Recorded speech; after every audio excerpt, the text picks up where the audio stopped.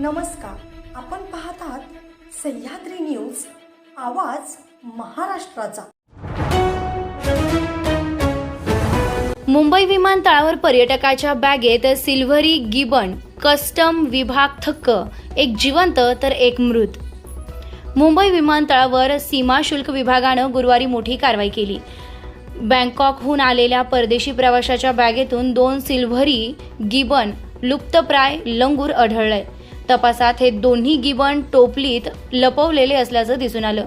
त्यापैकी एक मृत असून दुसरा जिवंत आहे। कस्टम विभागानं प्रवाशाला अटक करून सीमा शुल्क कायदा 1962 आणि वन्यजीव संरक्षण कायदा 1972 अंतर्गत गुन्हा दाखल केला आहे।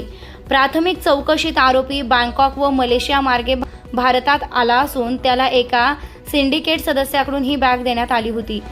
सिल्व्हरी गिबन हा इंडोनेशियातील जावा बेटावर आढळणारा दुर्मिळ प्राणी असून IUCN ने त्याला धोकादायक प्रजाती म्हणून घोषित केला आहे। जगात सध्या या प्रजातीचे फक्त 2500 पेक्षा कमी सदस्य उरले आहेत।